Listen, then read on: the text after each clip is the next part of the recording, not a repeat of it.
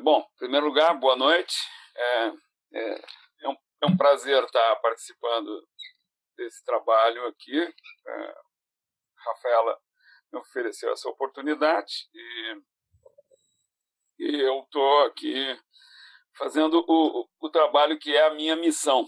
Então, isso vai ficar mais claro à medida que eu me apresentar e apresentar a PowerSelf para vocês.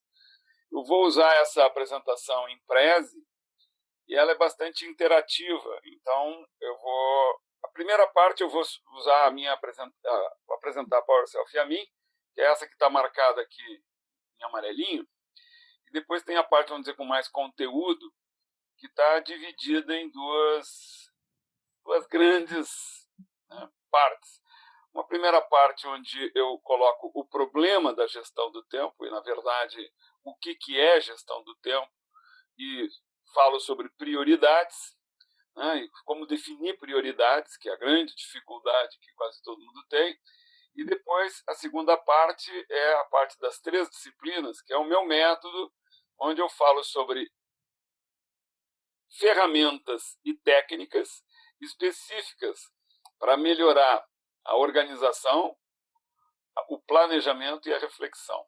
Isso vai ficar mais claro quando eu mostrar o método das 3 disciplinas, né, o modelo das 3 disciplinas. Na verdade, essa apresentação ela é bem completa. Eu poderia, em cima dela, falar durante 12 horas, que é o nosso tempo padrão de curso. Mas, obviamente, vocês vão escolher aí sobre o que nós vamos falar na medida em que eu for evoluindo, ok? Ok. Ô, Jaime, aproveitando, você falou algo que eu gostaria de complementar. Você falou assim que está aí realizando a sua missão. Faz parte da minha missão também, e por isso nasceu o Clube do Líder, maximizar os talentos, maximizar o potencial humano, usando para isso os talentos e dons que Deus me deu. E esse projeto do Clube do Líder nasceu justamente disso. Então, acho que são 2 pessoas aqui, 2 não 3, porque a Fer também se identifica muito com isso, satisfazendo a sua missão. Então, eu só gostaria de colocar, porque acho que propósito é a palavra aí. Exatamente, né? É isso. Uma vida com propósito, exatamente. Bem, eu vou usar ao longo dessa apresentação temas náuticos, assim como tem aqui um mapa, uma bússola, né? Cordas. Por quê? Porque eu julgo que o tempo é como um rio, um fluxo, e nós somos como barcos nesse fluxo. Nós podemos nos deixar levar numa rotina na qual fomos criados, né? E isso não tem nada de ruim se tudo der certo. Mas eu prefiro, né, usar leme, bússola e mapa para levar a um destino desejado, né? Embora os desejos também possam ser condicionados, como nós vamos discutir adiante. Bom, nós vamos entrar direto aqui na minha apresentação. A PowerSelf, ela nasceu há 23 anos, em 1996, focada em gestão do tempo. Desde o início, esse é o foco desta empresa, né? Não é só uma empresa é um propósito, é um conceito. PowerSelf vem do inglês power, né? E self, o si mesmo. Quer dizer, o empoderamento de pessoal para poder priorizar-se. Ou seja, ninguém pode priorizar se não assumir a responsabilidade por isso. E vou falar mais sobre isso depois. Ao longo desses 23 anos, são 23 anos de trabalho profissional, né, com uma empresa que eu criei para isso. Mas o meu interesse pelo tema do tempo vem de 1977. Muitos de vocês não eram nascidos ainda, né? Eu tenho 66 anos, 65, na verdade, vou fazer 66 esse ano, né? E vou falar um pouquinho mais sobre mim depois. E comecei a me interessar desde lá. Outra coisa que eu gostaria de combinar com vocês não vamos deixar isso aqui uma palestra única, vamos fazer uma conversa interativa. Se vocês tiverem qualquer dúvida, qualquer discordância, qualquer coloquem ali no chat ou interrompam que, né, eu paro e conversamos sobre isso. Ou seja, o diálogo é sempre melhor do que a missa, né? Então eu não quero aqui fazer uma missa para convencer ninguém. Eu quero dialogar sobre a minha experiência, que, como eu disse, vem de 1977, ou seja, são 40 anos quase 40 e poucos, né, de experiência no estudo certo desse tema, né? E desde 1996 fazendo isso de uma maneira bem mais sistemática. Qual é a minha missão e a missão da Power Self? Né? É ajudar as pessoas a melhorarem produtividade e qualidade de vida. Eu consegui, acho que de uma maneira didática, englobar tudo que eu tinha aprendido num único modelo. E que faz sentido para mim. Existem outras abordagens à questão de gestão do tempo, a grande maioria delas toca só no aspecto da organização pessoal. E existem outras abordagens, além da minha, exemplo do Stephen Covey, né, que vai mais fundo, vai já lá na parte da reflexão. Né? E eu criei esse modelo. Esse modelo é o seguinte: as 3 disciplinas de organização, planejamento e reflexão. O que é disciplina? Disciplina é uma coisa que eu gosto de dialogar. Então, vamos lá. Vou dialogar pelo menos com a Rafaela. Rafaela, o que é disciplina? O que é disciplina para você, Rafaela? Podem ser 2 coisas. Pode ser uma matéria ou, né, como a gente tem uma disciplina a disciplina da execução, por exemplo, uma matéria, um determinado conjunto de assuntos que congregam da mesma linha, né, que estão ali ligados, ou um hábito de você constantemente, com uma regularidade, praticar algo que precisa ser leve o suficiente para que você consiga colocar nos hábitos do dia a dia, né? Porque se for pesado demais ninguém aguenta, e que traga um resultado de valor para a pessoa, associado a emoções positivas. A disciplina é exatamente isso, né? Ou seja, eu não digo que a disciplina seja o hábito, mas a disciplina é a capacidade de manter um hábito. Né? Ou Perfeito, seja, ótimo. A força de vontade que permite a nós mantermos um hábito. Só que isso é muito difícil. Quem já fez dieta sabe como a disciplina de uma dieta é difícil. A gente sabe o que tem que fazer, tem o prazer de se manter em forma, mas é um prazer que vem do conhecimento. Eu sei que eu devo comer menos, mas tem um outro prazer, que é o prazer da gula, o prazer instantâneo, que vem não da mente, mas vem do corpo, que é mais forte. A emoção sempre é mais forte do que a razão. A disciplina é aquilo que é a força de vontade que permite que a razão, né, ganhe força para competir com a força da emoção, que vem do corpo. A emoção vem do corpo e a razão vem da mente. A razão não tem força, a não ser que ela seja associada a uma força de vontade. Né? E essa força de vontade que é a disciplina, para mim, a base dela. Ainda estava falando de diálogo, então posso aproveitar? Claro. E também ligado a uma emoção positiva, né? A disciplina, porque se não conectar a disciplina numa emoção positiva, também vai ficar complicado. Mas essa emoção é posterior. Veja bem, a expectativa ligada à razão, por exemplo, eu sei que eu vou me sentir mais belo, mais delgado, mais fit, se eu fizer a dieta. Né? Mas isso vai ser uma coisa posterior.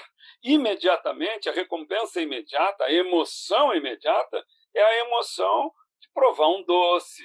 Essa eu sei que é muito mais imediata. E ela tem mais força. Isso tem vários livros que estudaram isso, a gente chama de desconto hiperbólico.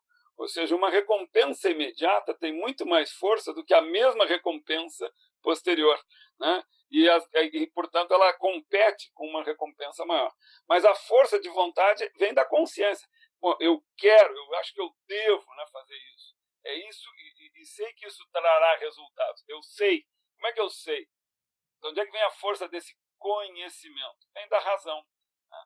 Mas, como eu digo, a razão nem sempre, aliás, a razão, em princípio, não tem a mesma força que a emoção. Quem tem força é a emoção. Por isso que a gente tem que ligar, sim, a uma emoção posterior positiva. Né? Ou seja, diz, olha, eu vou me sentir melhor depois disso, eu vou fazer, vou atingir metas, uma série de... Bom, vamos lá, reflexão. O que eu proponho? Eu proponho reflexão sistemática. Por que reflexão é uma disciplina?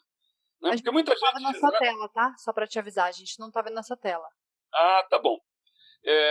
Por que eu digo que emoção é uma disciplina? Né? Desculpa, emoção não. Por que eu digo que a reflexão é uma disciplina? Né? Porque a reflexão, normalmente a gente não faz. Reflexão, o que é a reflexão? A reflexão é principalmente sobre valores e princípios e sentimentos. E aí vamos fazer um novo diálogo. Eu vou pedir que aí um outro participante me responda. Qual é a diferença ou a semelhança entre valores e princípios?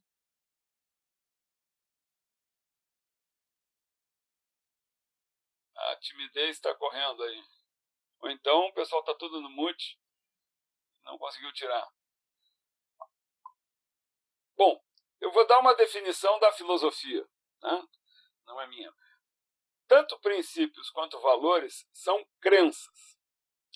Então, princípios é aquilo que eu acredito, são as minhas crenças sobre o que é verdade.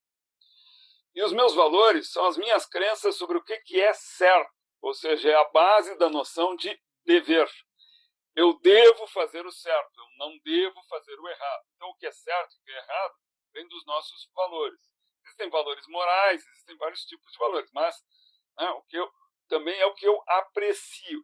E aí há uma confusão, muitas vezes, com o sentimento, né, porque o sentimento do que é bom é diferente da noção de o bem, do que é certo moralmente fazer. Então, o bem está associado a valores morais e o sentimento do que é bom.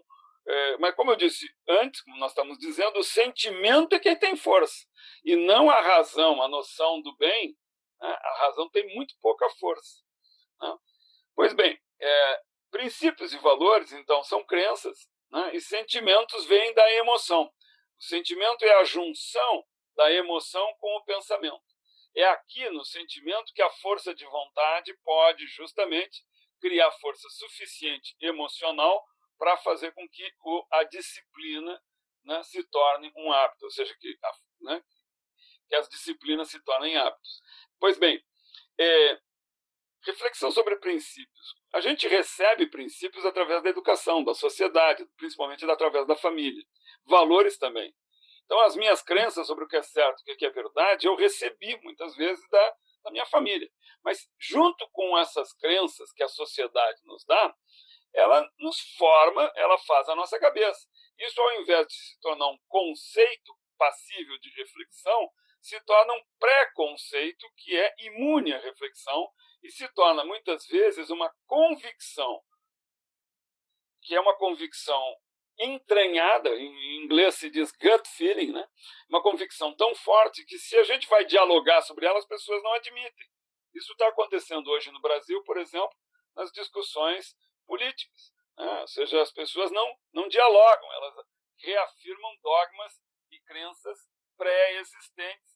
E quem não é meu amigo é meu inimigo. Isso não beneficia o diálogo. A reflexão surge de um diálogo com o outro, ou um diálogo interno, ou um diálogo com os livros, um diálogo com quem quer nos ensinar. Né? Então, é por isso que eu proponho um curso que seja um diálogo e não uma catequese. Né? Então, o que acontece? Né? Valores... Qual é a diferença entre valor e princípio? Muitos dos meus valores, muitas das coisas que eu acho que são certas, eu acredito que são verdadeiras. Portanto, elas são tanto princípios quanto valores. Né? Mas elas não são imunes ao exame crítico e o exame radical, que essas são as características da reflexão. Ela tem que ser crítica e radical. Eu tenho que estar sempre criticando aquilo em que eu creio. Né? Essa é a base da reflexão. Por quê? Porque junto com os valores e princípios corretos, a gente recebe neuroses. Né? Eu sempre dou um exemplo da minha mãe, que por ter passado fome na infância, me ensinou a não deixar comida no prato. E aí eu casei com uma mulher que deixava comida no prato. Isso quase gerou um divórcio ali no início, porque onde já se viu deixar comida no prato? As crianças vão passar fome porque a gente deixa. Mas não, eu acho que o fato de eu me empanturrar não vai mudar a fome no mundo e não vai me fazer bem. E aí eu vi que a reflexão dela tinha razão, era racional, né? Indo à raiz do problema. Né? Agora, a gente afirma muitas vezes os nossos sentimentos que vêm de família. Né? Bom, vamos lá. Planejamento, então, deixa eu só dizer, a reação natural, o que é natural não é refletir. O que é natural é afirmar valores e princípios que a gente trouxe de casa. Né? E o natural não é planejar. Planejar é uma maneira de olhar para o futuro sistemática, portanto, é por escrito. Não existe planejamento de cabeça. Planejamento de cabeça é preocupação. Essa é a forma natural de olhar para o futuro. Todo mundo se preocupa com o futuro, mas se preocupa com um futuro desordenado. É hoje, é amanhã, é a minha vida inteira. Então, não é sistemático. Quando a gente está planejando, a gente sempre tem um horizonte de tempo. A gente planeja ou o dia de amanhã, ou a semana, ou o mês, ou um projeto, ou a vida inteira. Mas aí, num determinado horizonte, numa determinada sentada para fazer uma avaliação de planejamento. E o que é o planejamento? O planejamento, no final das contas, é um processo de análise e acompanhamento. Análise quer dizer, eu crio metas de vida baseadas nos meus valores e princípios. Eu tenho, então, objetivos intermediários, que eu vou analisar essas metas, dividir essas metas em objetivos intermediários, e esses objetivos intermediários eu vou dividir em ações diárias. O que eu vou fazer hoje? Então, tem planejamento de projeto e tem planejamento, né, de um horizonte de tempo maior, e tem o planejamento diário, que é o planejamento das ações diárias. Né? E, por último, vem a organização. Normalmente, quais são as reações naturais? A reação natural é a gente distrair, perder o foco, procrastinar, e a gente precisa de ter sistemáticas de como melhorar o foco no que eu estou fazendo. Né? Tem a escolha, como escolher o foco e como... Né? Isso depende do planejamento um pouco, as ações diárias, a priorização diária, e a organização é técnicas para manter o foco naquilo que eu estiver fazendo e, ao mesmo tempo, aceitar interrupções de uma maneira que não haja distração. Ou seja, eu tenho que ter um nível de interrupção porque eu tenho que estar aberto à oportunidade. Então, normalmente, a gente vive reagindo ao relógio. A gente faz as coisas porque está na hora, né? Além dos compromissos, a gente faz as coisas muitas vezes porque está na hora, coisa que não... E o que eu digo é o seguinte, a gente tem que escapar do relógio nessa parte do dia em que a gente está agindo. E o que é o resto do dia? O resto do dia é o que a gente está reagindo. E já vou entrar nisso. Quando a gente está agindo, a gente troca o relógio pela bússola. E a bússola das prioridades. O que eu estiver fazendo agora tem que estar de acordo com os meus valores, os meus princípios. Ou seja, o norte da bússola tem que estar alinhado com a base da pirâmide da realização. E é isso. Essa é vamos dizer, o modelo que eu construí para explicar as técnicas e ferramentas que eu depois desenvolvo ao longo dos cursos. Né? Hoje a gente não vai poder ver todas essas técnicas e ferramentas, eu vou possivelmente ver uma delas. Muito bem, esse aqui é o meu trabalho, é o que eu faço e eu, na PowerCell, fora o que eu faço em outros lugares.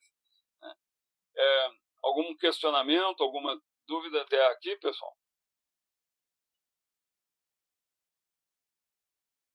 Não? Não. Posso seguir? Pode seguir.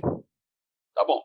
Então, agora, necessariamente, eu vou pedir Nós temos duas alternativas. Ou nós falamos sobre gestão do tempo e prioridades, ou nós aprofundamos alguma técnica das 3 disciplinas de organização, planejamento ou reflexão. O que vocês preferem?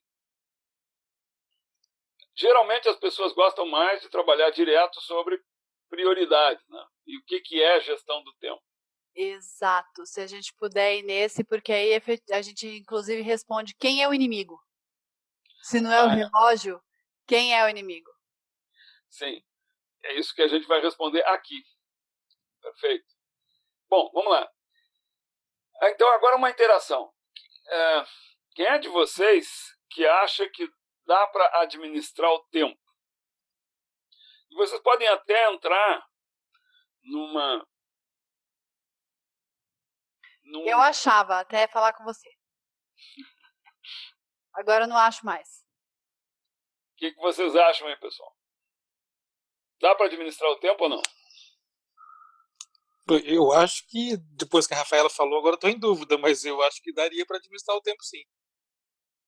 E você, Fernanda? Bom, eu acredito que, eu até então acreditava, agora eu estou bastante curiosa. Na verdade, né, por que a gente, que eu sempre coloco isso, né?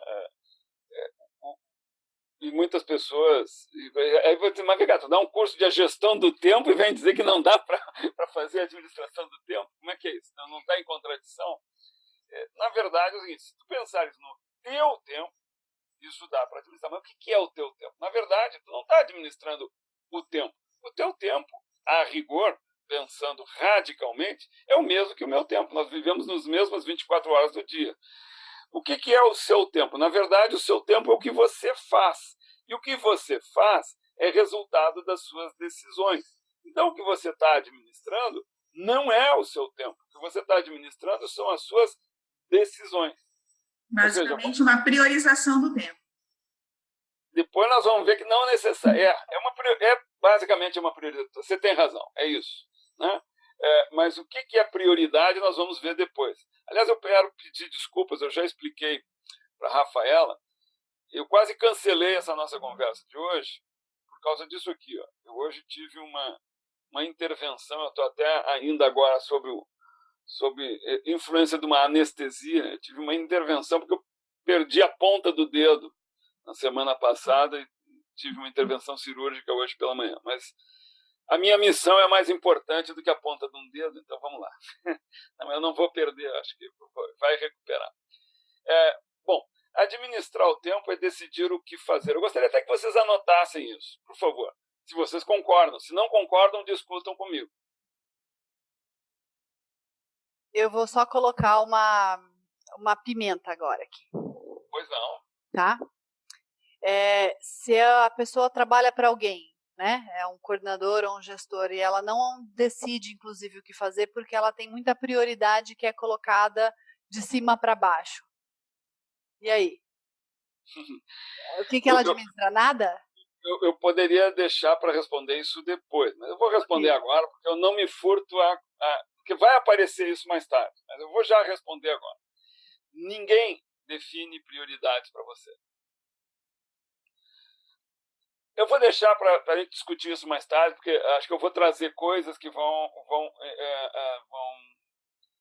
melhorar a nossa compreensão disso que eu estou dizendo. Tá bom? Por enquanto, eu só queria que vocês anotassem isso aí. Anotaram? Sim? Muito bem. Então, agora eu vou me valer do trabalho de dois caras. Um cara que se chama Daniel Kahneman. Escreveu um livro que está aqui embaixo, não sei se vocês conseguem ler. Rápido e devagar, duas formas de pensar. O Kahneman é um psicólogo que ganhou um prêmio Nobel de Economia em 2002. Por quê? Porque ele mostrou que nós não somos racionais. Né? A parte de cima desse slide é exatamente Kahneman. Sistema 1 e Sistema 2, que eu vou explicar depois que eu explicar o trabalho de um outro cara chamado Robert McLean. Vocês já ouviram falar do Robert McLean? Talvez a hora que você trouxer eu me recorde, mas assim... Robert McLean tem uma teoria do cérebro triuno. O Kahneman e o Robert McLean são teorias diferentes, tá? Kahneman é a teoria dos dois sistemas, o sistema rápido e o sistema lento. Ponto. Tá? O Robert McLean, e isso são sistemas de decisão, são processos de decisão. É isso que o Kahneman está falando. Ele está falando de processos não morfologicamente localizados. enquanto que o Robert McLean ele fala na estrutura do cérebro humano, ele está falando em morfologia, em anatomia. Tá? E ele identificou 3 grandes subsistemas dentro do cérebro humano. O que ele chama de cérebro velho, ou sistema reptiliano, que é basicamente a medula espinhal e certos elementos da base do crânio, aqui base do cérebro, cerebelo, gânglios basais, entre outras estruturas. Tá? Mas estruturas que ficam lá na base do cérebro. Por isso chama cérebro inferior também, porque fica lá dentro, na base, né? E composto de todos os nervos que levam até a ponta do dedo, onde eu estou sentindo dor agora, né? Tem uma parte do meu cérebro, tem um axônio que vai até lá, né? Ou seja, os nervos fazem parte do cérebro, são na verdade, neurônios, né? Que estão ao longo da medula espinhal. Os répteis já tinham isso. Os répteis já tinham essas estruturas. E essas estruturas permitem uma coisa chamada homeostase. Né? O que é homeostase? É a capacidade de um organismo fazer mudanças internas para se modificar, para se adaptar a mudanças no ambiente. Quando a gente fala em ambiente, não é só o ambiente externo ao organismo, mas também o ambiente interno do organismo. O cérebro percebe a situação dos órgãos e dá comandos para outros órgãos. Por exemplo, agora, nesse momento, o meu dedo, a minha mão está mais quente porque eu sofri uma intervenção e o sangue está fluindo para lá. Está inchado, portanto, tem mais linfa. Por que isso? Porque tem o combate que quem está sendo... Isso tudo é comandado pelo cérebro. Só que são estruturas que estão abaixo do nível de consciência. Por quê? O nível de consciência está em outra parte, né? A consciência está em outra parte do cérebro. Ou melhor, requer o envolvimento de outra parte do cérebro. A consciência não tem um lugar, eu disse uma coisa errada. A consciência não tem um lugar no cérebro. Né? Essas partes, por isso que a teoria se chama triuno, né? São 3 partes, mas elas trabalham de maneira unificada, não é que elas trabalhem de maneira independente. Né? O trabalho do cérebro requer que todas essas partes estejam funcionando, embora algumas possam ser substituídas de vez em quando nas suas funções por outras partes do cérebro, sinal de que todo o cérebro está envolvido nos processamentos. Bem, então, a outra estrutura, né, ou melhor, o outro conjunto de estruturas identificadas pelo Robert McLean são as amígdalas cerebrais, que ficam lá no meio do cérebro, mas nessa altura aqui, né, tálamo e hipotálamo, né, além de algumas outras coisas que ele chamou de sistema límbico. O que faz o sistema límbico? O sistema límbico faz a resposta emocional básica. Ou seja, as emoções são ativadas, elas envolvem todo o cérebro também, mas elas são ativadas principalmente pelas amígdalas. Né? Então, é uma ativação que depende do funcionamento de estruturas. Animais de sangue quente, mamíferos, todos eles têm estruturas muito semelhantes às estruturas do nosso sistema límbico. O que nós, primatas, eu não estou dizendo só os seres humanos, primatas em geral, e os golfinhos têm mais diferente das outras espécies é o sistema cortical mais desenvolvido. O que é o córtex? O córtex é essa parte mais externa e que no ser humano é a mais volumosa. Né? Outros animais têm um sistema límbico mais volumoso, o que mostra que provavelmente eles têm a função emocional deles é melhor ou mais desenvolvida do que a nossa. Elefantes são um exemplo disso. Tem um livro sobre a emoção de elefantes, que é muito legal, que se chama Why Elephants Weep, né? Por que os elefantes choram? Tudo bem. O que eu queria chegar à conclusão? De que o que o Robert McLean nos traz, né, é que o que faz o sistema cortical? O sistema cortical, além de abrigar as partes, vamos dizer, tem o córtex visual, né, o homúnculo, aquele que as imagens se formam no córtex, né, a noção de som, não a de ruído, mas a de som, se forma no córtex também, ou seja, o sentido, né, relacional de todos os estímulos que o corpo recebe, sentido relacional é dado pelo córtex. O córtex é capaz de classificar. Então, linguagem é uma coisa que só ocorre porque nós temos córtex. Então, essa é a parte, vamos dizer, mais evoluída. Se é que a gente pode dizer que nós somos mais evoluídos do que um cachorro, eu tenho dúvidas, tá? Mas a parte mais evoluída do cérebro, a parte superior, né, do cérebro porque está mais fora, né, é o sistema cortical. Por outro lado, o que o Kahneman diz? Nada de estrutura. Diz assim, quando nós decidimos, nós temos dois processos de decisão concorrentes. Eles concorrem. Eles, no mais das vezes, cooperam. Mas eles também podem entrar em conflito. E quando eles entram em conflito, quem ganha é o sistema 1, que é o sistema rápido. Então, a gente forma o sistema 1, a gente já recebe, né, uma série de respostas simples e automáticas associadas a determinados estímulos. Por isso que a gente diz que ele é rápido, automático, simples e associativo. E como são várias respostas em paralelo, ele funciona em paralelo. Ou seja, nós respondemos rapidamente, de forma associativa, a vários estímulos simultaneamente, desde que eles sejam simples. E eles ficam gravados no cérebro. Ou estão gravados pela nossa genética, ou são gravados pela repetição. Daí os hábitos, os vícios, se formam assim, pela repetição. O treinamento, o que é o treinamento? Treinamento por repetição. E aí esse processo ele é normalmente disparado pelo sistema límbico ou reptiliano. Ou seja, o disparo é das partes mais primitivas do cérebro. O sistema 2, por outro lado, é um sistema lento. Ele só entra em atividade, né? Ele analisa as questões, ele é consciente, por isso que ele é... E para ele entrar em atividade, como ele custa mais, porque o que acontece? Ele é disparado pelo córtex, mas ele envolve todo o cérebro. Enquanto que os processos do sistema 1 podem não envolver todo o cérebro. Eles podem ser só límbicos ou só reptilianos e não envolvem todo o cérebro. Ou podem envolver também, mas aí sob o comando dos sistemas mais primitivos. Já o sistema 2 é sempre comandado pelo um processo que é disparado pelo córtex, que passa a comandar outras partes. E isso custa muito em termos de energia. O Kahneman demonstra isso, né? O Kahneman demonstra e mostra, inclusive, que a nossa pupila dilata quando a gente está com o sistema 2 no comando.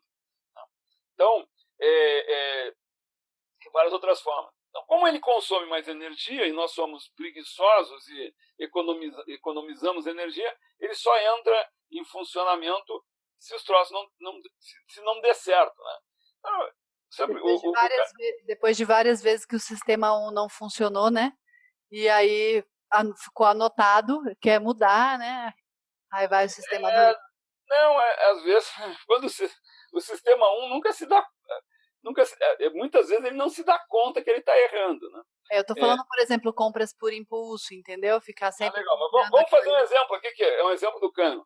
Um taco de golfe e uma bola custam juntos $510. O taco custa $500 a mais do que a bola. Quanto custa a bola? Rápido aí, respondam. Quem é que é bom de matemática aí?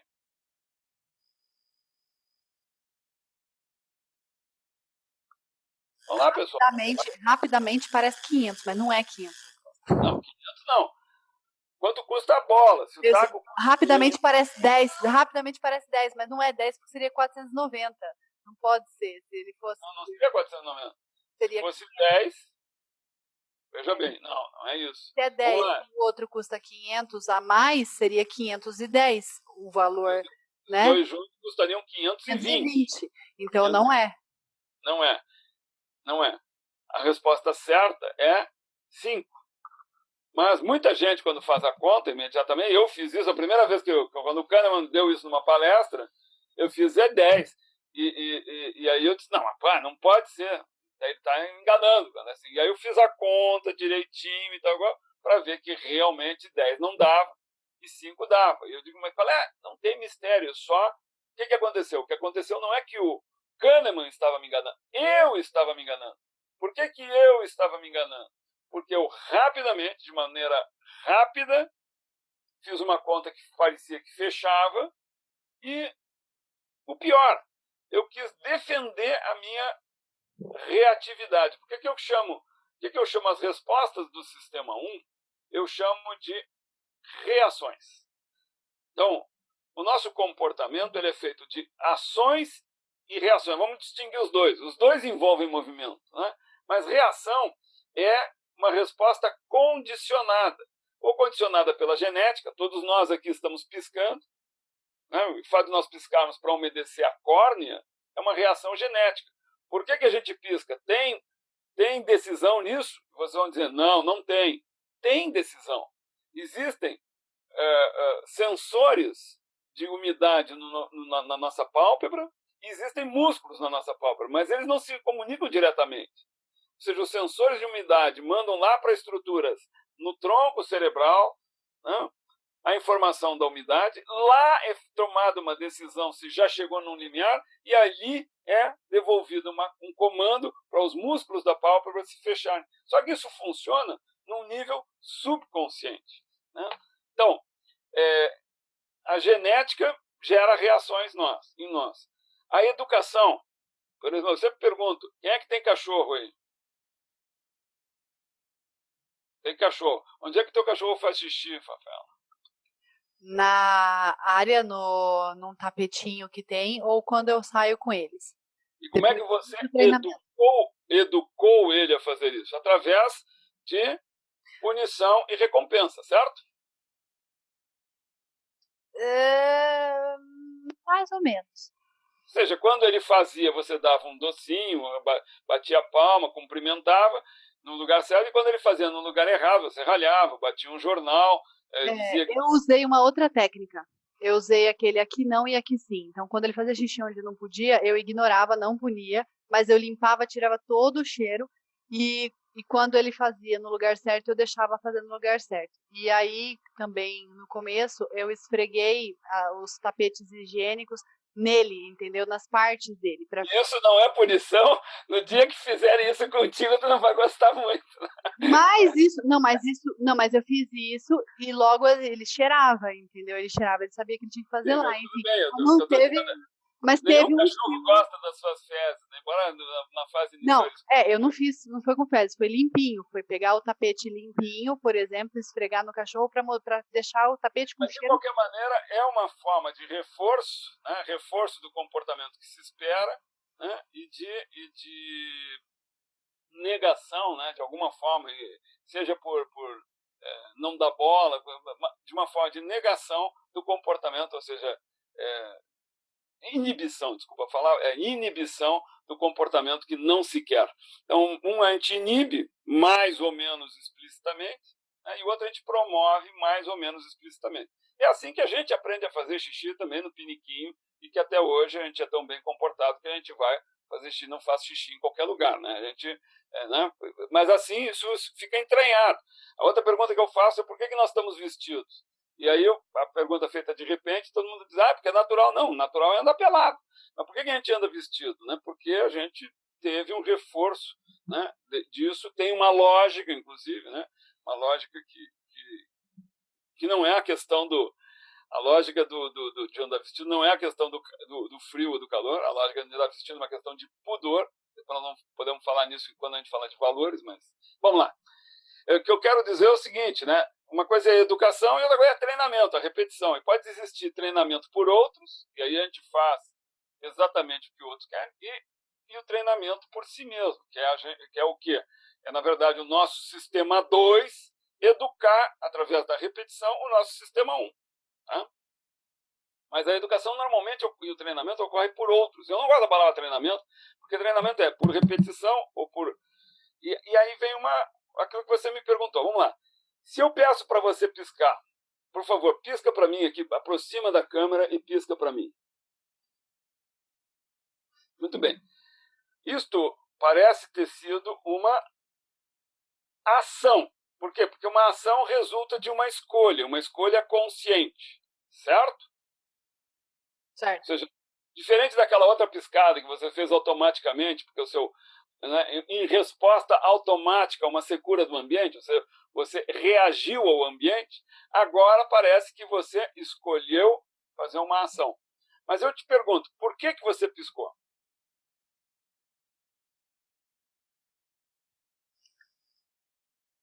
Essa é uma pergunta complexa, mas vamos simplificar, porque você pediu. Porque eu escolhi piscar, mas é um pouco mais complexo que isso, ok? Veja bem, a gente escolhe conscientemente, às vezes, você estava consciente de que escolheu piscar, mas você piscou porque eu pedi. Agora, existem duas formas de você... e agora eu vou responder aquela sua outra pergunta. Qual é a diferença entre um funcionário e um colaborador? A diferença é o seguinte, o funcionário obedece automaticamente a uma ordem ou a um pedido do chefe. Né? E o que o colaborador faz? O colaborador, ele se responsabiliza pela resposta. Ele diz, eu respondi porque eu achei que era melhor. Não porque você pediu só. Porque é o seguinte, nós somos educados desde criança a sermos bons cidadãos. O que é um bom cidadão? É um cidadão que obedece às leis e às autoridades. Né? E às normas, nas empresas e tudo. Né? E as chefias, as hierarquias. Ora, esta educação, quando ela se torna um automatismo, vira reação. Agora, o que você prefere? Um colaborador, o chefe, o que é o chefe? O chefe não é o líder. Né? O chefe dá uma ordem e quer que ela seja obedecida. Né? O líder, ele dá uma ordem, mas ele prefere ser questionado. Se aquela ordem está errada ou não era a melhor coisa a ser feita, porque não era a prioridade daquele funcionário naquele momento, e ele diz, olha, acho que a minha prioridade é essa outra coisa que tu mandou fazer antes e que eu acho que é mais importante. E aí eu posso dizer, é verdade, continua fazendo o que tu faz e não obedece à minha ordem. Né? Por quê? Porque isso é mais inteligente, né? Ele está me ajudando a tomar uma decisão mais inteligente. Porque eu sou responsável não só pelas coisas que eu faço, mas como líder eu sou responsável pelas coisas que todas as pessoas que estão sob o meu comando fazem, sob a minha esfera de influência. Não é comando, é esfera de influência, hein? Hein, pessoal? A gente influencia líderes, influenciam não só comandados, influenciam pares, influenciam em casa também. Né? Você influencia todas as pessoas com as quais você se relaciona. Então, respondendo então, isto pode ter sido uma reação, ou seja, você reagiu a uma maneira pela qual você foi educado, ou pode ter sido uma ação se você se responsabiliza. E responsabilidade é a contraparte da liberdade. Ou seja, quando você faz as coisas porque outros mandaram, você não é livre. Você não é livre para escolher. Agora, se você exerce a sua liberdade, o que é exercer a sua liberdade? É assumir a responsabilidade pelas suas escolhas. A maioria das pessoas gosta de dar desculpas que não teve tempo, que não teve dinheiro, que não teve uma série de coisas, para as coisas que deixa de fazer. Mas, na verdade, o que tu deixa de fazer é uma escolha. Aliás, a essência, nós vamos ver adiante, a essência da priorização é deixar de fazer coisas. É perder, é saber perder. Né? Seja qualquer coisa. A gente está sempre perdendo coisas. E isso chama custo de oportunidade. Bom, Viktor Frankl, né, que é um psicólogo austríaco, judeu, que foi preso em campo de concentração, ele criou uma coisa chamada logoterapia, e ele tem uma frase que eu gosto muito. Ele diz o seguinte, sempre tem um hiato entre o estímulo e a resposta. Ou seja, a gente pode contar até 3. E esse é o que eu chamo da primeira parada da sabedoria. A sabedoria é feita de 3 paradas. A primeira parada, e talvez a mais importante, é essa. Conta até 3 antes de reagir. Né? Então, nesse espaço, nesses 3 segundos, nós podemos escolher uma resposta melhor. E dessa resposta vai depender o nosso crescimento e o exercício da nossa liberdade. Ou seja, quando a gente vai se responsabilizar profundamente, profundamente pelo que faz. E não só dar uma desculpa. Existe uma diferença entre racionalidade e racionalização. Racionalidade é saber dar razões pelo que vai fazer. Racionalização é explicar o que fez, dando desculpas, dando razões pretéritas. Né? Eu fiz isso por causa daquilo. Aí tu está explicando uma reação. É uma racionalização e não uma racionalidade. Racionalidade está relacionada a motivos futuros e não a causas passadas. Ok? Alguma observação aqui? Não? Siga o baile, então. Então, vocês lembram o que vocês tinham escrito há pouco, ali atrás? Quando a gente diz que administrar o tempo é decidir, o que vocês tinham colocado lá? Nós tínhamos colocado. Deixa eu voltar no print. Eu dei print. Por isso que é bom escrever em papel. É decidir o que fazer, a Fer trouxe. Bem, decidir o que fazer a cada momento é uma coisa que o sistema 1 pode responder. Automaticamente a gente responde a cada momento o que a gente vai fazer, o que vai... E isso pode ser resultado de condicionamento. E aí, quando a gente chega lá nos 67 anos, a gente diz que a vida que a gente teve foi o resultado de uma série de respostas ao que os outros pediram, e não ao que a gente decidiu fazer. Por quê?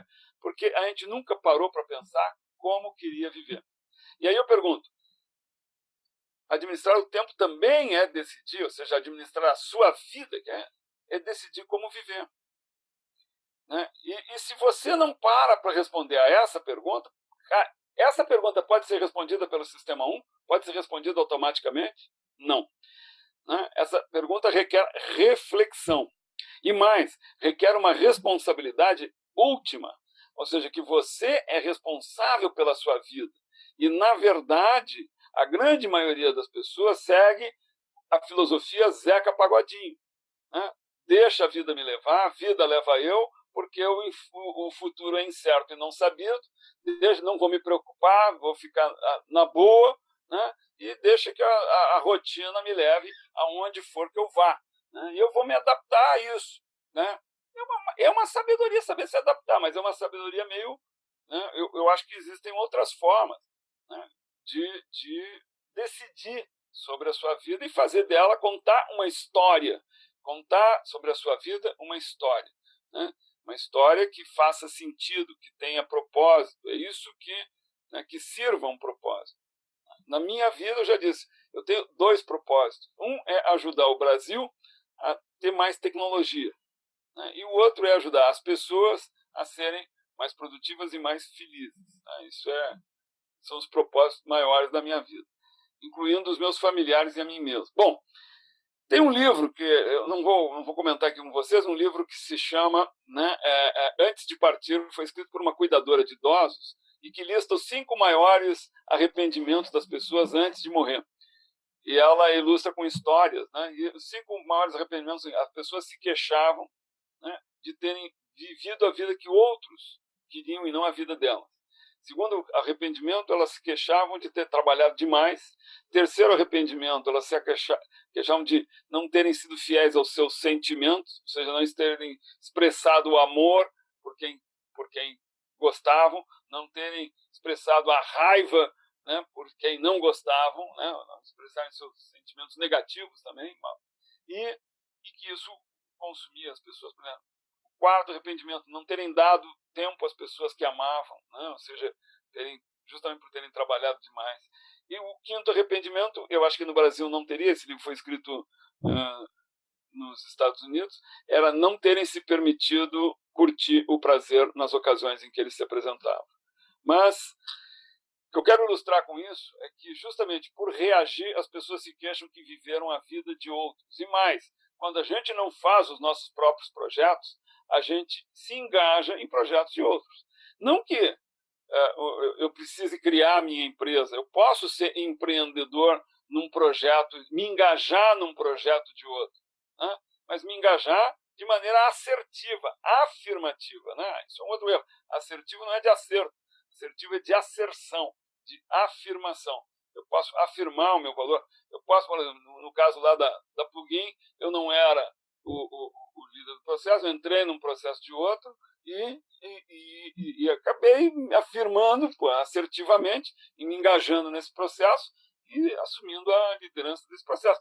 Mas poderia não ter assumido, porque o processo era legal e, no fim das contas, o lucro da venda foi repartido com todos aqueles que participaram. Muito bem. Uma brincadeira. Sem falar, cada um pensa que horas são agora e depois de pensar, confere no seu relógio e veja se acertou. Me digam se acertaram ou não. 9 minutos de diferença. Sinto muito, mas foi automático. Eu olhei sem falar, sem pensar. Ah, bom. Então reagiu. Marcelo? Eu ia dizer que era 10 horas. Eu errei também uns 10 minutinhos. Legal. Bem, vocês acham que a pessoa que tem melhor noção de horas tem a melhor noção de tempo?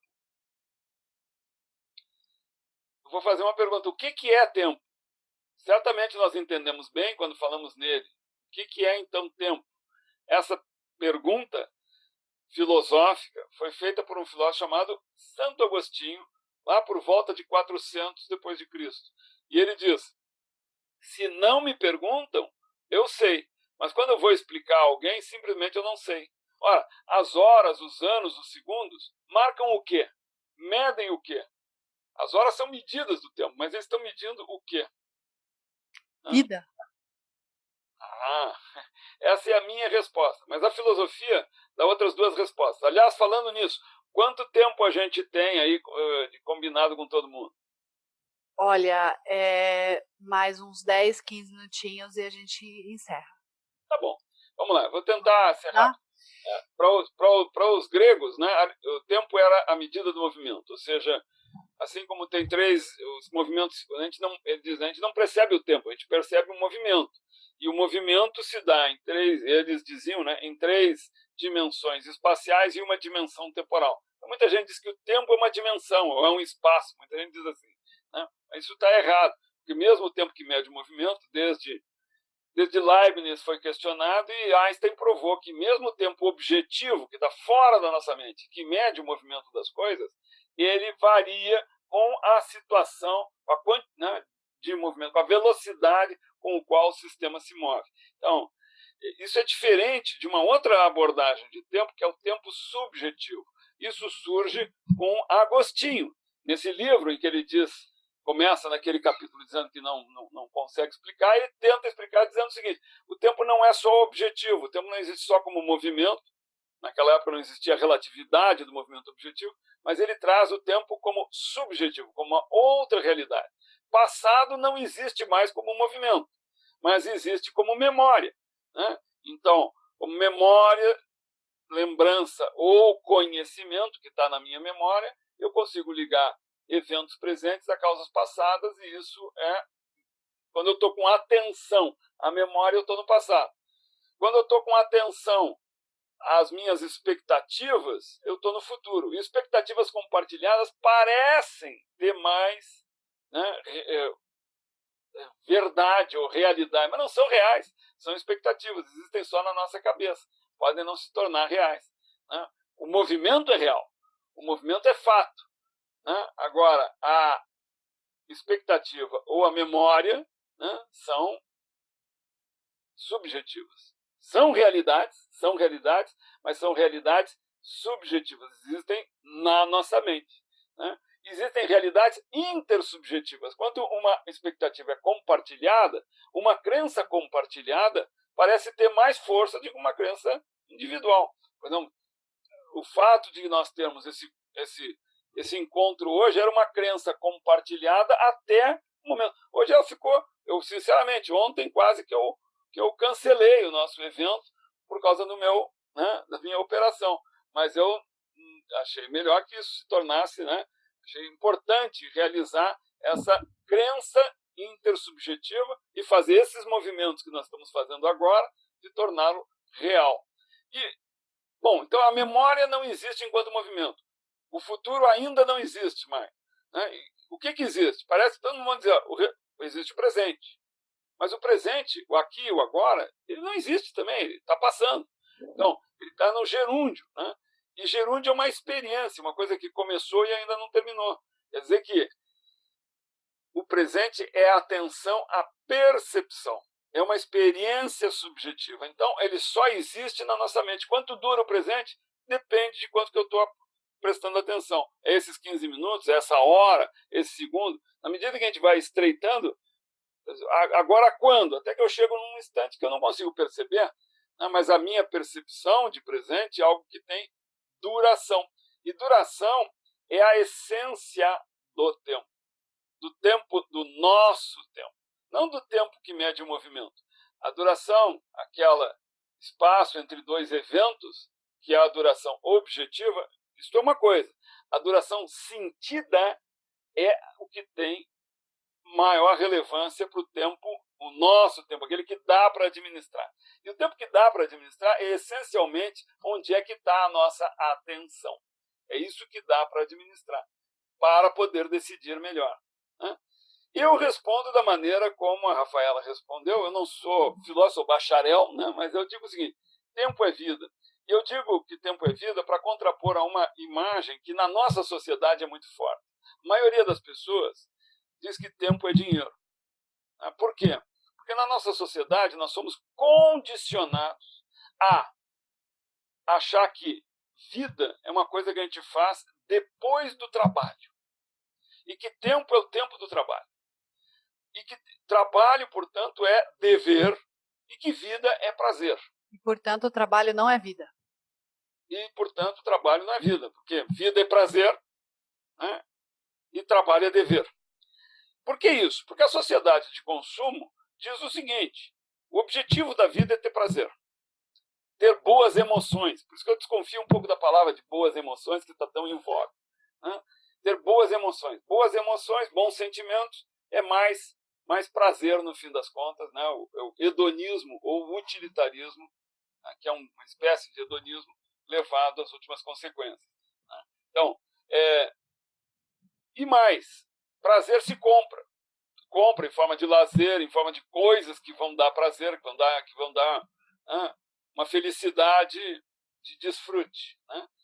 E mais, para comprar essas coisas, tu precisa trabalhar. Mas não trabalhar para gerar valor. Tu precisa trabalhar para ganhar dinheiro para poder comprar coisas depois. É por necessidade de prazer depois que a sociedade nos ensina a trabalhar. Isto é novo na história do mundo. Isto é uma coisa que tem 300 anos. Antes, trabalho sempre foi, ou trabalhar por necessidade, mas trabalhava para gerar um valor de utilidade, né? Hoje se troca por mercadoria, né? E com isso há uma coisa que até se chama alienação do trabalho.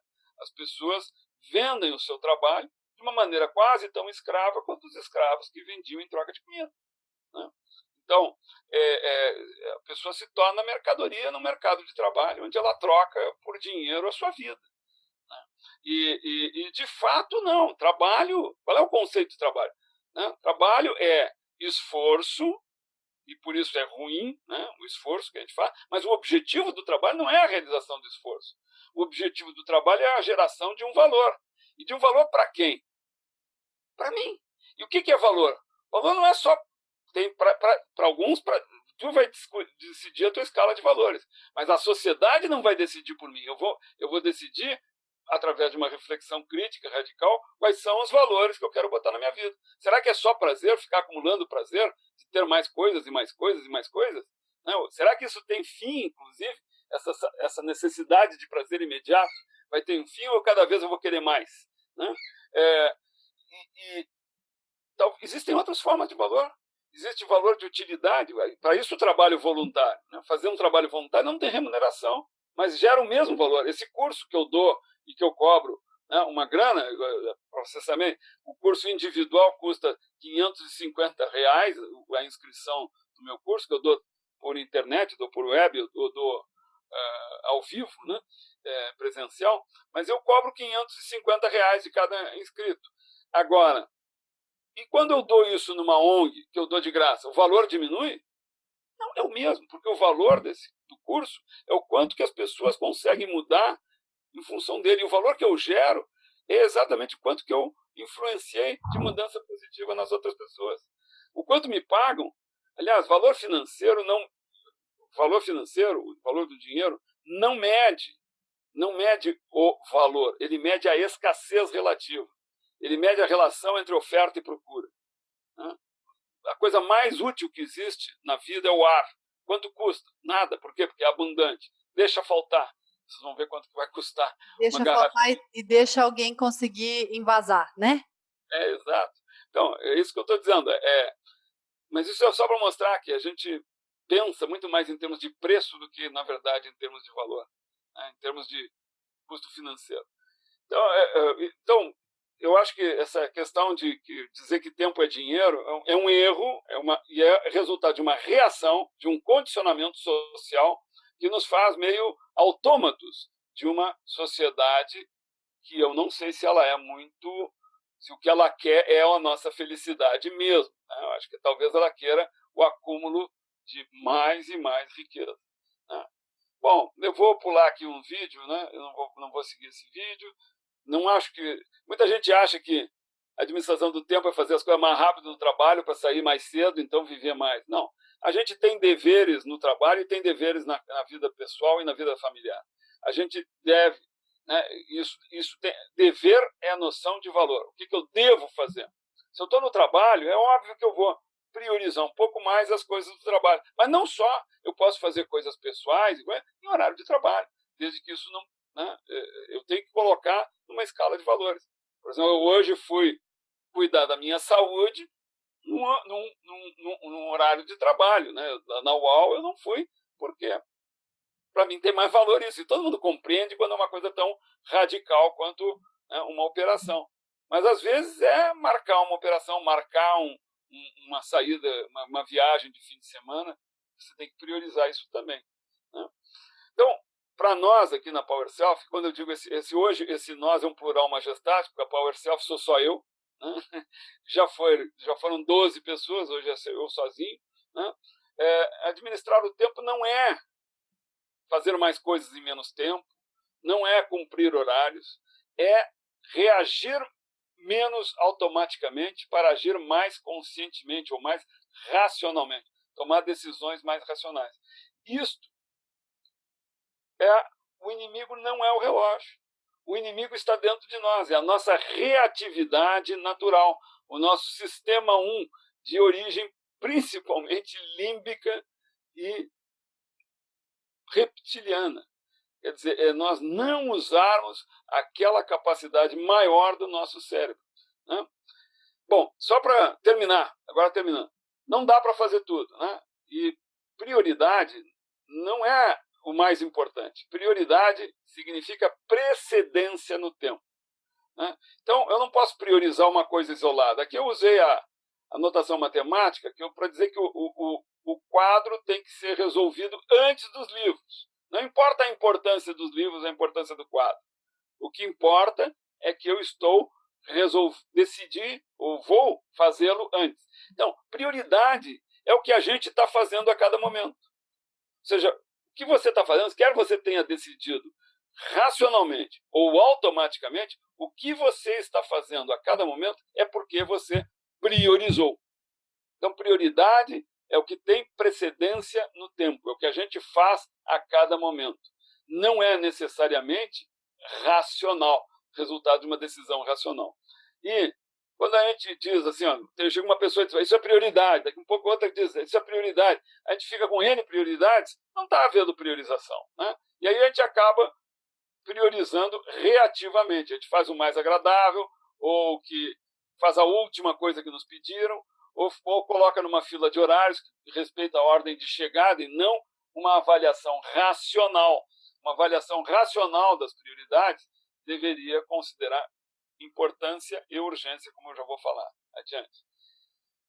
Custo de oportunidade é o valor do que a gente deixa de fazer. Portanto, a todo momento a gente está deixando de fazer um monte de coisa. Eu disse, aprender a priorizar é aprender a aceitar perdas. Eu não posso ficar agora, perdi o meu dedo e tal, eu vou ficar, não, vou priorizar outras coisas, entende? Tá, perdi, aceita a perda e toca a bola para frente. Vou ficar convalescendo. Isso que eu acho que a gente deve fazer. Mas cada um vai ter a sua escala de prioridade. Então, o valor que você deixa de fazer para você é o... E mais, eu vejo essa figura, né? A menina tinha a final do campeonato no mesmo momento em que ela foi convidada para uma festa. Se ela fica vendo o campeonato, ela fica pensando na festa. Se ela vai na festa, ela fica pensando no jogo que ela está perdendo. Então, a gente mas tá fácil aí, mas ela não encontrou o boy. Não foi como ela imaginou. Não, é que ela encontrou, mas ele foi buscar uma bebida para ela e ficou conversando com outra, e aí ela provavelmente ficou pensando no que ela estava perdendo. Porque as coisas nunca são tão boas quanto a gente imagina de início. A gente sempre imagina a maçã mais verde. E a do outro, a do vizinho, a gente sempre acha que é mais verde, porque a gente só vê né, como diz, né? Você só vê as pingas que eu tomo, mas não vê os tombos que eu levo. Né? Então, aquele cara lá bebe bem, mas o que acontece com ele depois? Né? Bom, o que eu digo é que a gente tem uma reação natural de privilegiar o que a gente não está fazendo. Uma das dicas é o seguinte: jamais tenham pendências em lugares nobres. Né? Ou seja, a gente deixa a caixa de entrada atulhada, ou o desktop do computador. Tem uns que até botam, além do desktop, botam uns post-it ao redor do monitor. Isso é um erro, porque tudo que está no meu campo de visão, num lugar nobre, que lugar nobre é aquele lugar que a gente está olhando a toda hora, que a gente bota para não esquecer, a gente acaba atulhando aquilo, e cada coisa, né, a gente não faz, não dá para fazer tudo, e cada coisa daquelas que não está sendo feita, naquele momento, por mais que eu esteja olhando para o outro lado, ela está me gritando: seu procrastinador, olha, faz isso, faz aquilo. E isso tira a minha atenção daquilo que eu estou fazendo. Ou seja, eu tenho que ter foco, ou seja, ter outros focos de atenção distrai necessariamente. Isso é uma reação natural que a gente não consegue desligar. Né? Então, se eu não consigo desligar a minha desatenção em função de outras coisas que surgem no meu campo de visão, eu devo limpar o meu campo de visão. Né? Quanto mais limpo ele tiver, melhor. Bom, não vou... Tem tanta coisa para falar, mas não vou falar sobre isso. Mas oportunidade é sinônimo de demanda. Então, muita gente não quer mais demanda, porque eu estou cheio de demanda e tal e coisa. Mas não. A oportunidade, né? Demanda é uma oportunidade de dizer assim, não é obrigação de dizer assim. Só quem foi educado para fazer, obedecer tudo é que tem a tendência de dizer assim. Quer dizer que quando você recebe uma ordem do seu, ou um convite no Outlook lá para... Né, você foi convocado para uma reunião. Não foi convocado, foi convidado. Você pode dizer não e deve dizer não se tem uma coisa mais prioritária. Né? Você é quem decide. Né? Você é quem decide. Muito bem.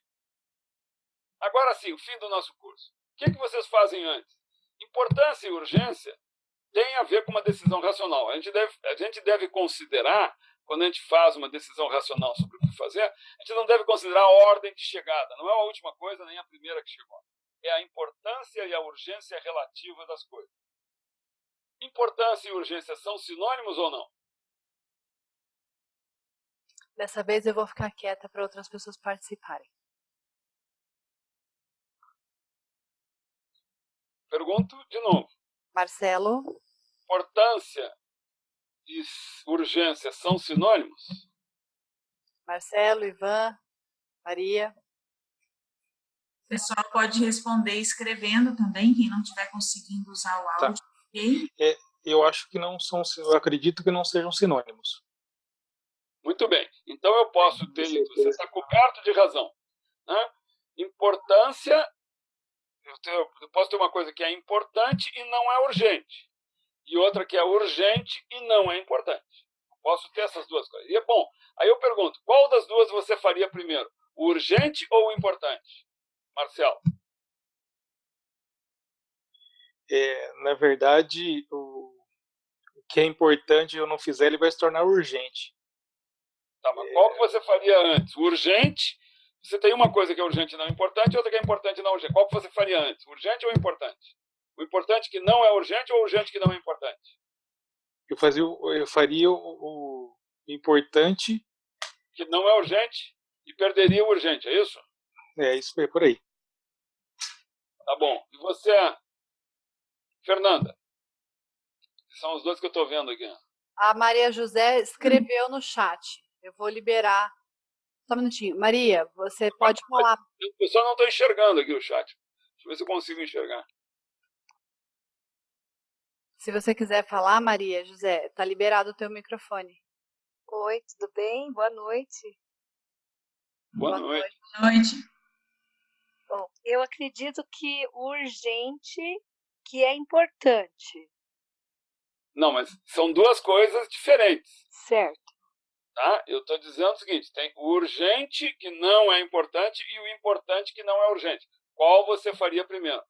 Eu faria o urgente, porque tem que tirar da frente para poder me concentrar no que é importante. Ok, legal. Não vou responder agora. Ok. Você me perguntou, eu andei refletindo nas últimas semanas exatamente sobre isso, e eu me vi fazendo muitas coisas urgentes que não eram importantes, e eu redefini minhas prioridades para deixar. Se não é importante, pode ser urgente, vai ficar para depois. Eu vou fazer o que é importante. Legal. Vamos lá. O que significa importância? Qual é o significado de importância? Quando eu digo uma coisa é mais importante do que outra, eu estou dizendo que ela tem mais Valor. valor. Exatamente. No dicionário, importância é sinônimo de valor. Valor, relevância, são todos sinônimos, tá? E valor, lembre, nós estamos usando a palavra valor como origem dos nossos deveres. Lembram? É aquilo que eu devo fazer, aquilo que eu dou valor é aquilo que eu devo fazer. Certo? Muito bem, não é necessariamente o que eu gosto de fazer, a não ser que eu dê valor só ao prazer. Tá? Tem dois tipos de valor aqui, o valor do prazer e o valor do dever. Muito bem. Vejam essa figura. As pessoas estão dando valor aos presentes que receberam? Não, né? Embora eles digam, que legal o presente que você me deu. Muito bom, gostei, adorei. Mas valor não é uma coisa que a gente diga. É uma coisa que a gente demonstra. Não adianta dizer, eu dou valor à família. Filhos, para mim, são a coisa mais importante. E, no fim, eu não constituo família em nome do quê? Em nome do trabalho.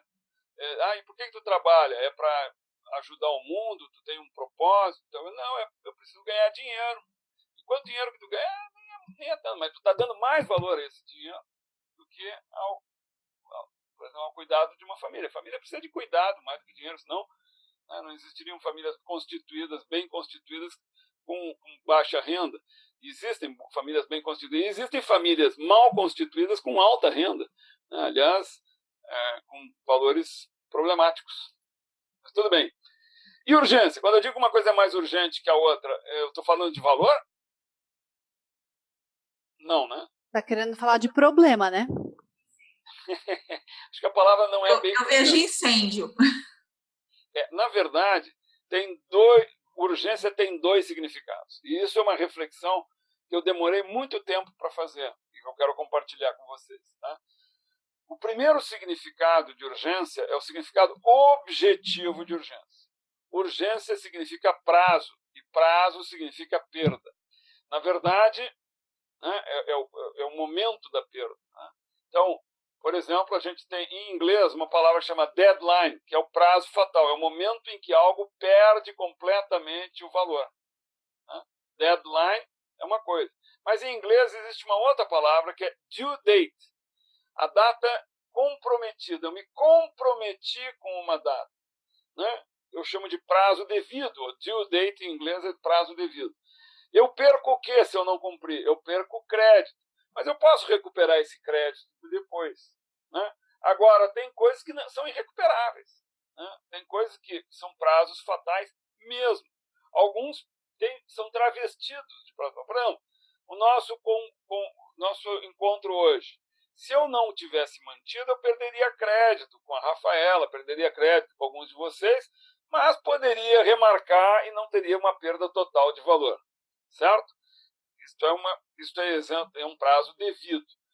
Deu para entender a diferença entre os dois? Sim. Agora, existe um outro... Agora, deixa eu fazer uma pergunta.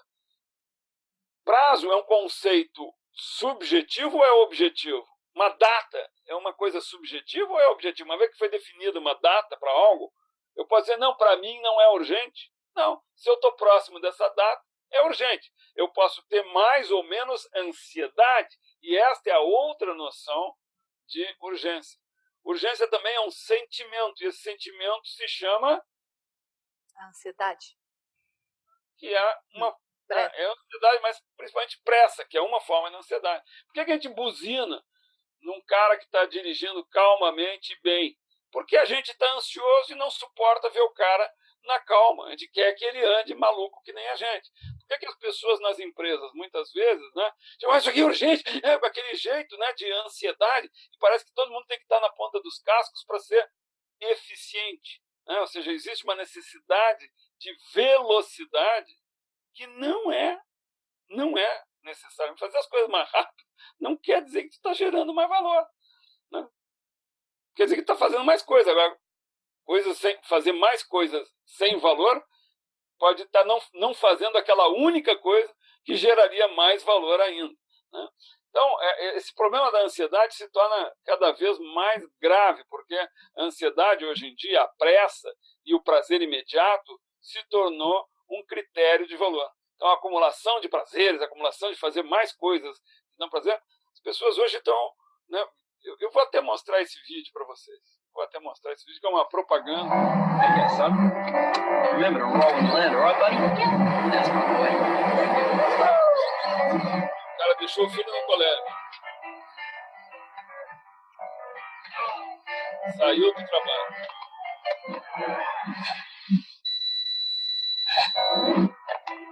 Vai jantar com a You ready, esposa. honey?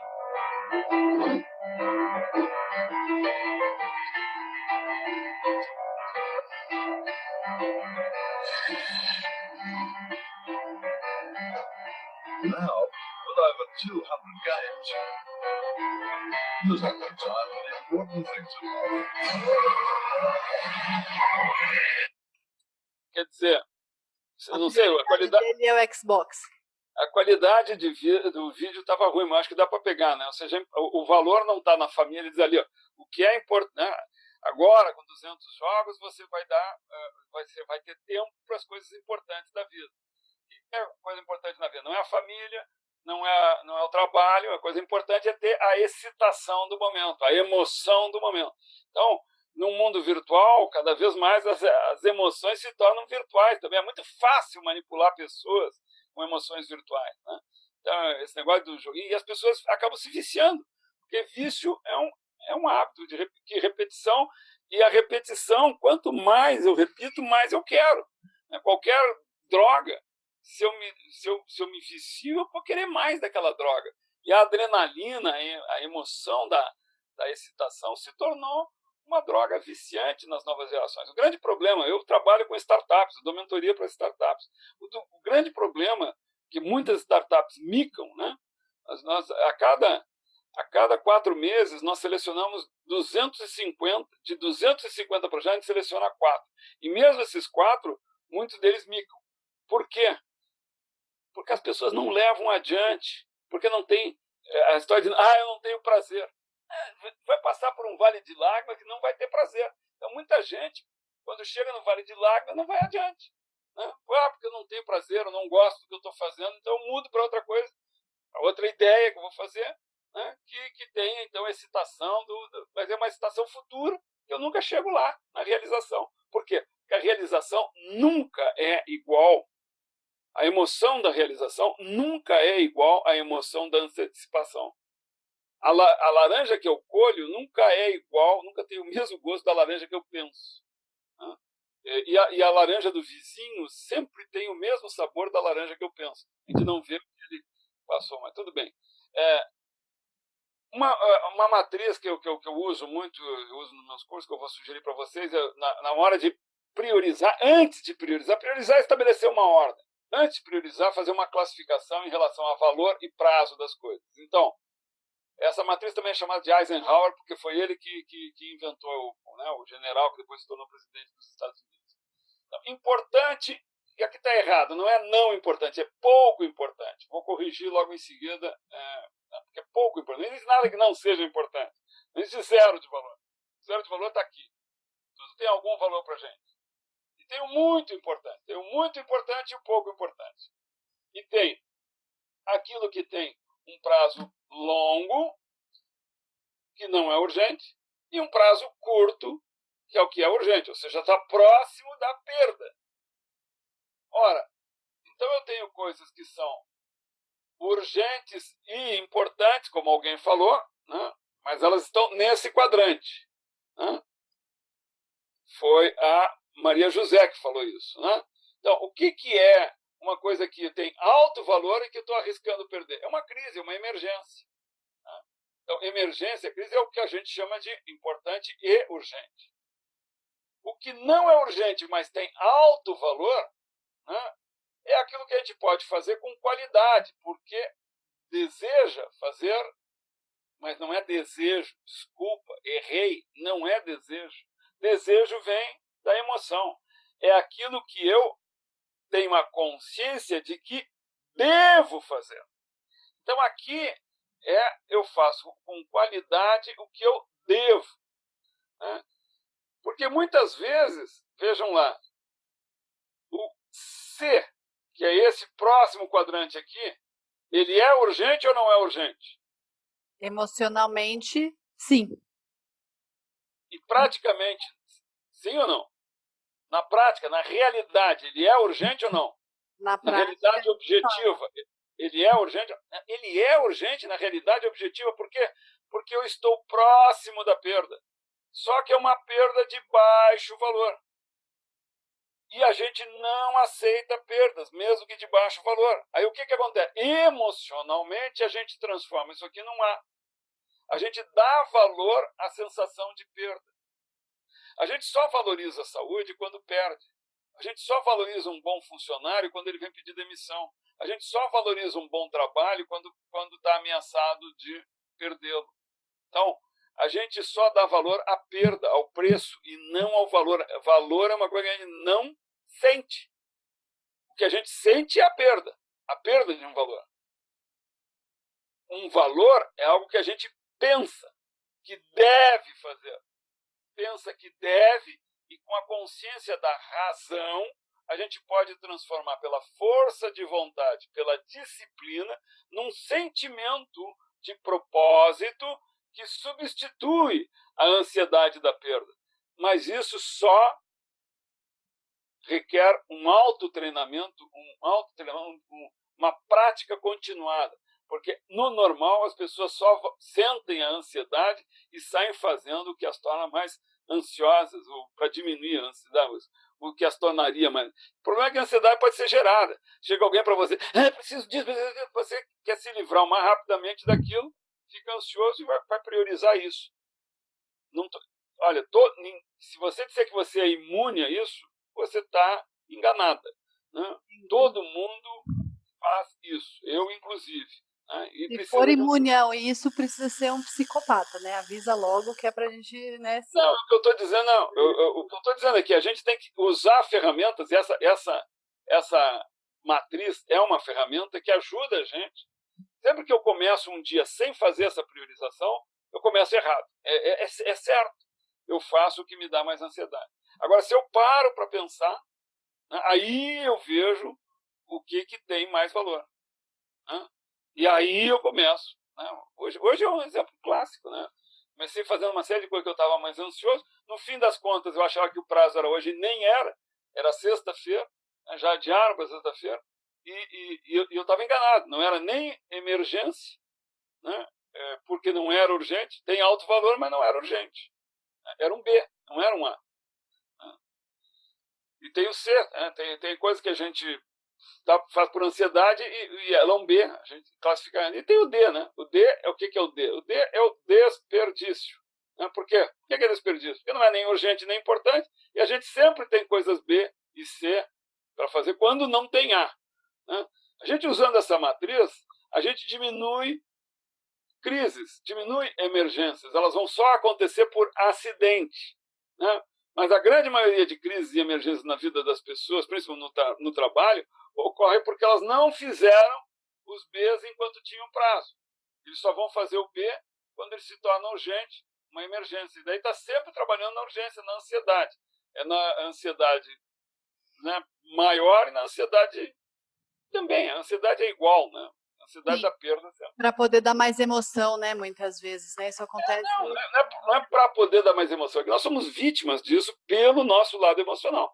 Sim. Eu digo, o sistema límbico é mais forte do que o sistema cortical. E atua antes, ele atua em 200 milissegundos. Quer dizer, quando a gente vai começar a pensar, a gente já está sob o domínio da emoção. É 300 milissegundos depois. Eu estou falando, por exemplo, assim, né? Tem 6 meses, por exemplo, para fazer algo, né? Ah, mas eu tenho 6 meses, né? Tá tranquilo ainda, porque o sentimento é de calmaria. Aí Sim. vai dando 2 meses, aí o sentimento já não é mais de calmaria e tem que fazer, mas aí já virou meio que urgente, porque precisava de 6 meses. A regra que eu dou é muito simples, né? De maneira objetiva. Se o prazo fatal cai dentro do horizonte de tempo que eu estou planejando, naquele horizonte de tempo, naquele planejamento, eu devo considerar urgente.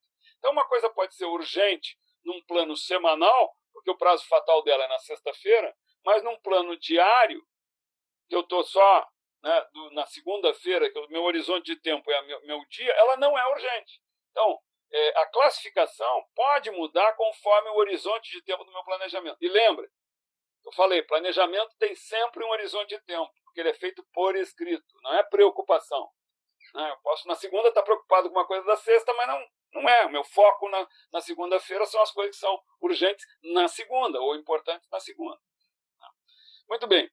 Importante e urgente é aquilo que eu preciso fazer. Se eu não fizer, eu vou ter uma grande perda. O importante, mas não urgente, que é o B, a palavra é eu devo, e não é eu posso. Eu devo fazer. Então, é a consciência do dever. Eu devo fazer isso. Eu devo visitar a minha avó, mesmo que ela não esteja morrendo. Eu não vou visitar a minha avó porque ela está morrendo. Né? Aí seria um A, mas é uma consciência do dever. Né? E tem o C, que é urgente, por exemplo, pode ser feito. E o D, né, é aquilo que, né, na verdade, pode ser feito ou perdido. Né? Pode ser feito, delegado ou perdido. Porque se o C não for feito, vai ter perda. Agora, o D é aquilo que pode ser feito ou postergado. Posso deixar como não, né, é não urgente. E como eu não preciso fazer as coisas de baixo valor, né, não vou perder também. Então, é isso, pessoal. Isso é o que eu queria compartilhar com vocês. Espero que tenha tido algum valor para vocês a nossa conversa de hoje. Com certeza, acho maravilhoso. Eu gostaria, inclusive, que quem está aí, Marcelo, Maria José, Ivan, Rodrigo, Evandro, Eugênia, falassem. Eu posso desmutar aqui vocês, né? Porque às vezes é um pouquinho difícil a pessoa se desmutar. Então, eu estou aqui liberando aqui para vocês. Se alguém quiser falar alguma coisa, fica à vontade. Quero agradecer a oportunidade. Realmente faz a gente refletir sobre o comportamento do dia a dia, né? Mas é valioso, prazer ter participado. Vai ficar disponível esse vídeo para a gente assistir novamente? Dentro do Clube Sim. Ah, que maravilha. Muito bom. Vale a pena rever. Bom, eu quero agradecer aí a Rafael, principalmente ao Jaime. Alô? Oi? Oi, pode falar. Posso falar?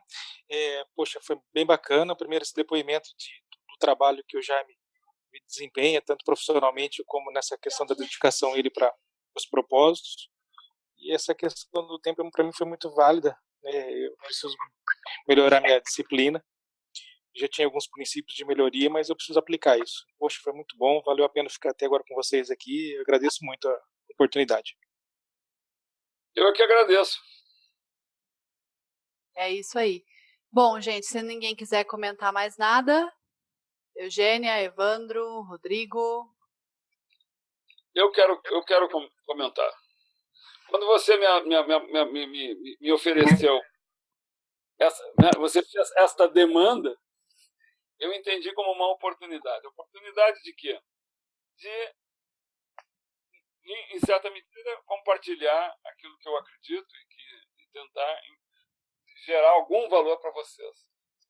Mas, realmente, o maior valor que eu consigo gerar é através de um trabalho mais sistemático, que são os nossos cursos. Eles podem ser feitos via web também, se alguém se interessar. Okay? Sim. Então, gente, primeiro eu quero começar agradecendo você, Jaime, por 2 motivos. Primeiro, por você ter aceito o convite quando eu entrei em contato com você. Na verdade, 3 motivos, ok? Primeiro, por ter aceito. Segundo, por ter sido, por a gente ter planejado junto, inclusive o título e tudo mais. Eu acho assim, esse trabalho em conjunto ali para mim foi muito legal, deu para te conhecer mais, o teu jeito e buscar, e eu realmente assim, fiquei muito feliz em conhecer você e saber que você faz parte do projeto Vaquinha, porque eu sempre escutei falar muito bem, nunca usei, mas, enfim, admiro bastante o objetivo em si, e saber da UAU também, né, da aceleradora. Eu participo como mentora em uma aceleradora aqui em Maringá, Evoa, né, e, enfim, eu sei quanto isso muitas vezes demanda, né, apesar de eu não, como mentora, ter uma distância um pouco maior. E terceiro e principal, por você ter priorizado esse momento aqui com a gente, apesar da perda, da dor, da descontração, eu ia falar descontração, não é essa palavra, desconcentração que muitas vezes isso em algum momento pode ter te dado. Então, realmente ficou claro, né, esse teu propósito e essa tua prioridade em entregar valor para as pessoas através de algo cujo preço nem é, como você comentou, um preço, né, muito alto, mas de alto valor, porque realmente muda a vida das pessoas. E você vai ver, depois eu vou passar para você não viu isso, mas quando eu divulguei porque tempo não é dinheiro, tempo é vida. Então, eu nem sabia, mas eu já dei spoiler, porque é o que eu tenho, é o que fez eu mudar mudar as minhas prioridades e assumir aquilo que era importante, tá? Então, assim, te agradeço demais realmente por isso. Foi de extremo valor, com certeza, assim, a gente está aqui há um monte de tempo, foi a live que durou mais, o tempo que durou mais, e todo mundo, ninguém reclamando, entendeu? Porque estava bom. Então, é isso aí. E, em segundo, aí eu quero agradecer a vocês que estiveram aqui com a gente, que se dispuseram a parar outras coisas e priorizaram esse momento para poderem tirar mais resultado para a vida de vocês, tá? Então, assim, eu costumo dizer que até onde eu saiba eu vou viver uma vez só, né? Então, assim, mesmo que eu viva várias, sei lá, enfim, é uma vez só. Então, eu tenho que dar valor a essa vida que eu tenho, e para isso o tempo é muito importante. E eu respeito vocês e admiro por essa atitude de ter se priorizado e ter estado aqui conosco. E quero deixar, esse vídeo vai ficar disponível dentro do Clube do Líder, tá? Para quem quiser, quem faz parte quiser acessar. Quem não faz parte ainda, www.habilidadesdelider.com.br/clube, tá? Hoje nós estamos operando só com a versão gratuita, mas sempre vai ter uma versão gratuita. Então, são conteúdos de alto valor agregado, vocês não vão encontrar por aí em outro lugar, porque nasceu de um propósito lógico, vão ter projetos ligados com objetivos financeiros, obviamente, porque não existe como pagar as contas sem isso, mas o propósito disso é gerar valor e despertar líderes para uma sociedade melhor, para um futuro melhor para a gente. Tá? Um futuro mais humano, de verdade, onde a tecnologia tenha só o espaço dela, que é da tecnologia, mas não substitua humanos. A gente, enquanto humanos, não precisamos agir como robôs, nós precisamos agir enquanto humanos. Isso significa trabalhar a nossa sensibilidade e trabalhar o ganha-ganha, o valor gerado para todos. Tá? Então, assim, ficou curioso? Entra lá. Tá com dúvida? Entre em contato com a gente, tá? Então é isso, eu vou liberar para a Fer também falar umas últimas palavras também, e para a gente poder fechar, e agradeço muito a todos.